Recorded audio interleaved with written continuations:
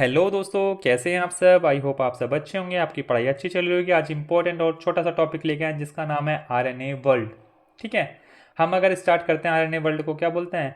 RNA क्या था sir, हमारा फर्स्ट जेनेटिक मटेरियल था। RNA was the first genetic material.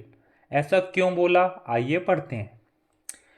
अगर आप आरएनए को देख पा रहे हैं, ठीक है, आरएनए काम कर रहा है किसकी तरह, इंजाइम की तरह। जब ये एंजाइम की तरह काम कर रहा है तो क्या करता है सर, मेटाबॉलिक रिएक्शंस कराता है सेल में। ठीक है, तो इसका मतलब हम क्या बोल सकते हैं, आरएनए किस चीज में हेल्प कर रहा है, मेटाबॉलिज्म में हेल्प कर रहा है। अगर कल को कोई क्वेश्चन पूछ ले कि आरएनए मेटाबॉलिज्म में हेल्प करता है, तो सर बिल्कुल करता है। फिर हम बात कर रहे हैं आरएनए। आरएनए का रोल किस चीज में आता है, स्प्लाइसिंग में आता है क्या, बिल्कुल आता है सर। कौन सा आरएनए होता है, एसएनआरएनए होता है। ठीक है, फिर हम बात कर रहे हैं आरएनए। आरएनए किसका रोल प्ले कर रहा है, अडेप्टर का रोल प्ले करता है क्या, बिल्कुल सर, अडेप्टर का रोल भी आरएनए प्ले करता है। एग्जाम्पल दिया है हमने, टीआरएनए। ठीक है, इसमें क्या होता है, ये एमिनो एसिड को कैरी करके ले जाता है, तो ये क्या है, अडेप्टर का भी आरएनए अडेप्टर का काम भी करता है, आप बोल सकते हैं। फिर हम बोल रहे हैं सर आरएनए। आरएनए राइबोसोम का रोल प्ले करता है कि एक तरह से राइबोसोम की फॉर्मेशन कराता है, बिल्कुल कराता है। कौन सा, आरआरएनए। क्या कराता है सर, फॉर्मेशन ऑफ राइबोसोम कराता है आरआरएनए। ठीक है, फिर हमने बात की है आरएनए। आरएनए का कोई रोल है क्या प्रोटीन फॉर्मेशन में, सर बिल्कुल है। कैसे, जो हमारा एमआरएनए होता है वो कैरी करता है मैसेज किसके लिए, प्रोटीन की फॉर्मेशन के लिए। तो हम बोल सकते हैं सर आरएनए का रोल होता है किस चीज में, प्रोटीन की फॉर्मेशन में। फिर हमने बात की सर आरएनए। आरएनए से आरएनए मतलब बनता है क्या, बिल्कुल बनता है। किस में बनता है सर, वायरस में बनता है। कुछ वायरस में देखा गया है ऐसा। ठीक है, फिर हमने बात की है सर आरएनए से डीएनए बनता है क्या, बिल्कुल बनता है। एक प्रोसेस होता है जिसका नाम है रिवर्स ट्रांसक्रिप्शन। उसमें क्या होता है सर, हमारा आरएनए से क्या होता है, हमारा डीएनए बनता है। ठीक है, तो ये तो हमने पढ़ा आरएनए के बारे में।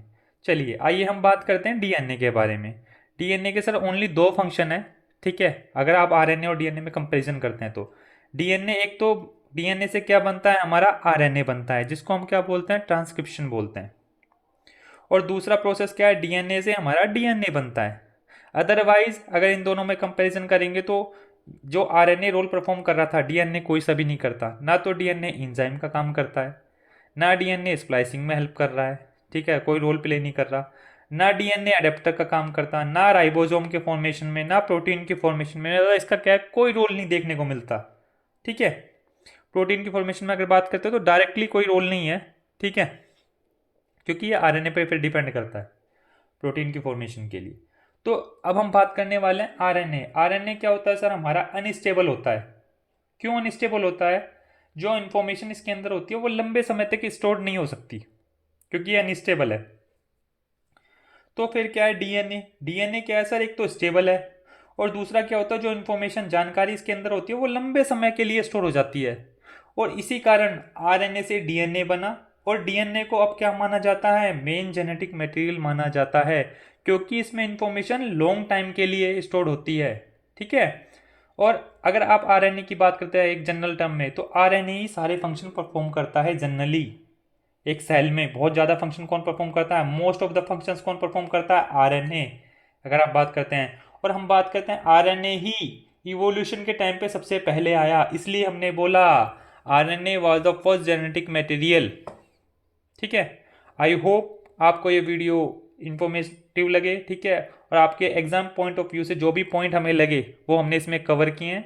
तो ऐसी वीडियोस देखने के लिए हमारे चैनल को लाइक कीजिए, सब्सक्राइब कीजिए। Thank you.